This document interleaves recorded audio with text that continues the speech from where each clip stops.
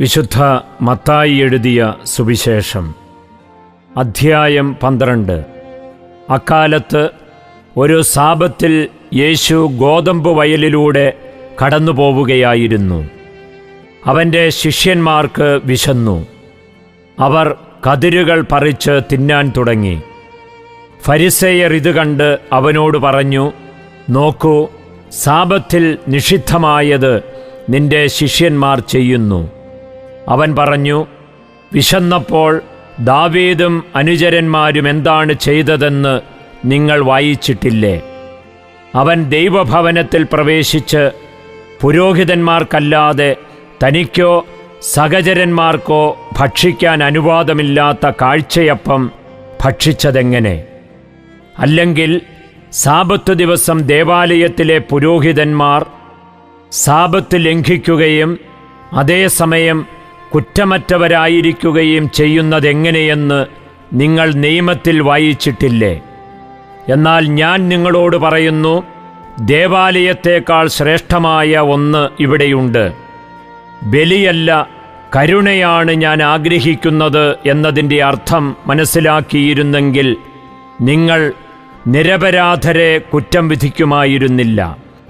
എന്തെന്നാൽ മനുഷ്യപുത്രൻ സാബത്തിൻ്റെയും കർത്താവാണ്.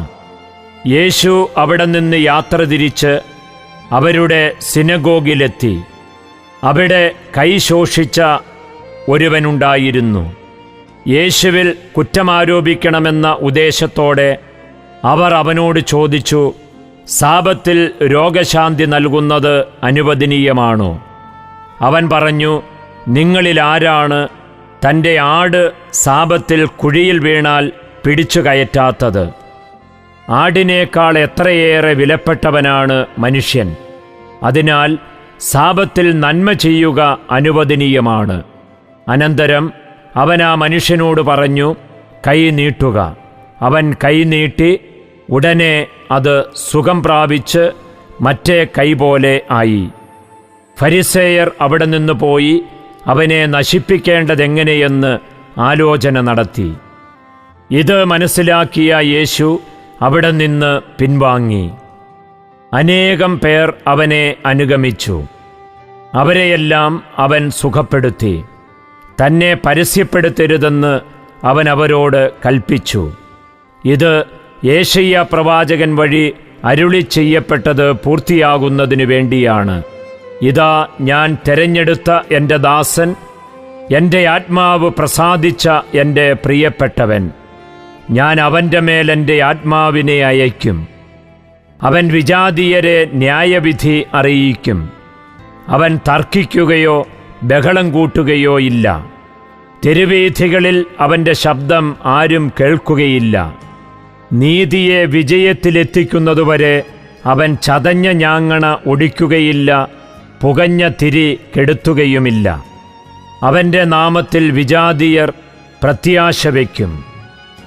അനന്തരം അന്ധനും ഊമനുമായ ഒരു പിശാചുബാധിതനെ അവർ യേശുവിൻ്റെ അടുത്തു കൊണ്ടുവന്നു. യേശു അവനെ സുഖപ്പെടുത്തി. അവൻ സംസാരിക്കുകയും കാണുകയും ചെയ്തു. ജനക്കൂട്ടം മുഴുവൻ അത്ഭുതപ്പെട്ടു പറഞ്ഞു, ഇവനായിരിക്കുമോ ദാവീദിൻ്റെ പുത്രൻ? എന്നാൽ ഇത് കേട്ടപ്പോൾ ഫരിസേയർ പറഞ്ഞു, ഇവൻ പിശാചുക്കളുടെ തലവനായ ബെൽസബൂലിനെ കൊണ്ടു തന്നെയാണ് പിശാചുക്കളെ ബഹിഷ്കരിക്കുന്നത്. അവരുടെ വിചാരങ്ങൾ മനസ്സിലാക്കിയ യേശു അവരോട് പറഞ്ഞു, അന്തഛിദ്രമുള്ള ഏത് രാജ്യവും നശിച്ചു പോകും. അന്തഛിദ്രമുള്ള നഗരമോ ഭവനമോ നിലനിൽക്കുകയില്ല. സാത്താൻ സാത്താനെ ബഹിഷ്കരിക്കുന്നെങ്കിൽ അവൻ തനിക്കെതിരായി തന്നെ ഭിന്നിക്കുകയാണ്. ആ സ്ഥിതിക്ക് അവൻ്റെ രാജ്യമെങ്ങനെ നിലനിൽക്കും? ബേൽസബൂലിനെ കൊണ്ടാണ് ഞാൻ പിശാചുക്കളെ ബഹിഷ്കരിക്കുന്നതെങ്കിൽ നിങ്ങളുടെ പുത്രന്മാർ ആരെ കൊണ്ടാണ് അവയെ ബഹിഷ്കരിക്കുന്നത്? അതുകൊണ്ട് അവർ നിങ്ങളുടെ വിധികർത്താക്കളായിരിക്കും.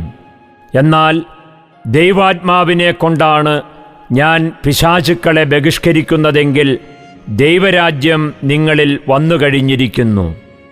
അഥവാ ശക്തനായ ഒരു മനുഷ്യൻ്റെ ഭവനത്തിൽ പ്രവേശിച്ച് വസ്തുക്കൾ കവർച്ച ചെയ്യാൻ ആദ്യം തന്നെ അവനെ ബന്ധിക്കാതെ സാധിക്കുമോ?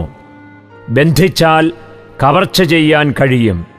എന്നോടുകൂടെയല്ലാത്തവൻ എൻ്റെ എതിരാളിയാണ്. എന്നോടുകൂടെ ശേഖരിക്കാത്തവൻ ചിതറിച്ചു കളയുന്നു. അതുകൊണ്ട് ഞാൻ നിങ്ങളോട് പറയുന്നു, മനുഷ്യൻ്റെ എല്ലാ പാപവും ദൈവദൂഷണവും ക്ഷമിക്കപ്പെടും, എന്നാൽ ആത്മാവിനെതിരായ ദൂഷണം ക്ഷമിക്കപ്പെടുകയില്ല.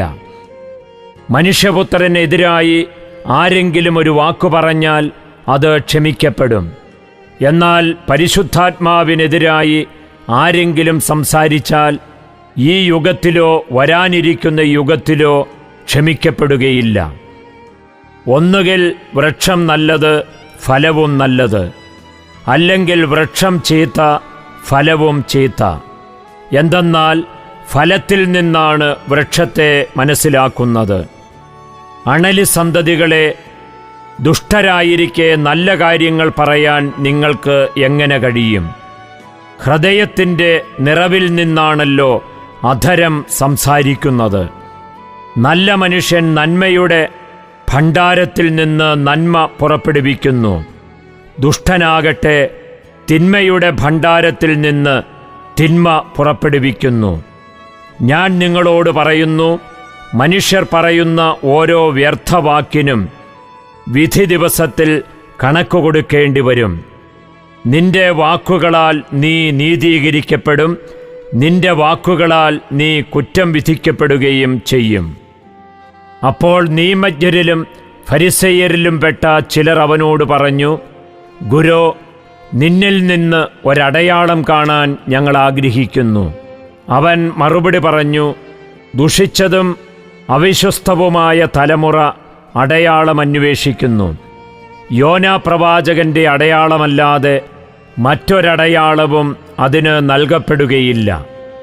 യോന 3 രാവും 3 പകലും തിമിംഗലത്തിൻ്റെ ഉദരത്തിൽ കിടന്നതുപോലെ മനുഷ്യപുത്രനും 3 രാവും 3 പകലും ഭൂമിക്ക് ഉള്ളിലായിരിക്കും. നിനിവേ നിവാസികൾ വിധി ദിവസം ഈ തലമുറയോടൊത്ത് എഴുന്നേറ്റ് ഇതിനെ കുറ്റം വിധിക്കും. എന്തെന്നാൽ യോനായുടെ പ്രസംഗം കേട്ട് അവർ അനുതപിച്ചു. ഇതാ ഇവിടെ യോനായേക്കാൾ വലിയവൻ. ദക്ഷിണദേശത്തെ രാജ്ഞി വിധി ദിവസം ഈ തലമുറയോടൊത്ത് ഉയർപ്പിക്കപ്പെടുകയും ഇതിനെ കുറ്റം വിധിക്കുകയും ചെയ്യും. എന്തെന്നാൽ സോളമൻ്റെ വിജ്ഞാനം ശ്രവിക്കാൻ അവൾ ഭൂമിയുടെ അതിർത്തികളിൽ നിന്ന് വന്നെത്തി. ഇതാ ഇവിടെ സോളമനേക്കാൾ വലിയവൻ. അശുദ്ധാത്മാവ് ഒരു മനുഷ്യനെ വിട്ടുപോകുമ്പോൾ അത് ആശ്വാസം തേടി വരണ്ട സ്ഥലങ്ങളിലൂടെ അലഞ്ഞു നടക്കുന്നു, എന്നാൽ കണ്ടെത്തുന്നില്ല. അപ്പോൾ അത് പറയുന്നു, ഞാൻ ഇറങ്ങിപ്പോന്ന എൻ്റെ ഭവനത്തിലേക്ക് തിരിച്ചു ചെല്ലും. അത് മടങ്ങി വരുമ്പോൾ ആ സ്ഥലം ആളൊഴിഞ്ഞും അടിച്ചുവാരിയും സജ്ജീകരിക്കപ്പെട്ടും കാണുന്നു. അപ്പോൾ അത് പുറപ്പെട്ടു ചെന്ന് തന്നേക്കാൾ ദുഷ്ടരായ 7 ആത്മാക്കളെ കൂടി തന്നോടൊത്ത് കൊണ്ടുവരികയും അവിടെ പ്രവേശിച്ച് വാസമുറപ്പിക്കുകയും ചെയ്യുന്നു. അങ്ങനെ ആ മനുഷ്യൻ്റെ അവസാനത്തെ സ്ഥിതി ആദ്യത്തേതിനേക്കാൾ ശോചനീയമായി തീരുന്നു. ഈ ദുഷിച്ച തലമുറയ്ക്കും ഇതുതന്നെയായിരിക്കും അനുഭവം. അവൻ ജനക്കൂട്ടത്തോട് പ്രസംഗിച്ചു കൊണ്ടിരുന്നപ്പോൾ അവൻ്റെ അമ്മയും സഹോദരരും അവനോട് സംസാരിക്കാൻ ആഗ്രഹിച്ച് പുറത്തുനിന്നിരുന്നു. ഒരുവൻ അവനോട് പറഞ്ഞു, നിന്റെ അമ്മയും സഹോദരരും നിന്നോട് സംസാരിക്കാൻ ആഗ്രഹിച്ച് പുറത്തു നിൽക്കുന്നു. യേശു അവനോട് പറഞ്ഞു, ആരാണ് എൻ്റെ അമ്മ, ആരാണ് എൻ്റെ സഹോദരർ? തൻ്റെ ശിഷ്യരുടെ നേരെ കൈ ചൂണ്ടിക്കൊണ്ട് അവൻ പറഞ്ഞു, ഇതാ എൻ്റെ അമ്മയും സഹോദരരും. സ്വർഗസ്ഥനായ എൻ്റെ പിതാവിൻ്റെ ഇഷ്ടം നിറവേറ്റുന്നവനാരോ അവനാണ് എൻ്റെ സഹോദരനും സഹോദരിയും അമ്മയും.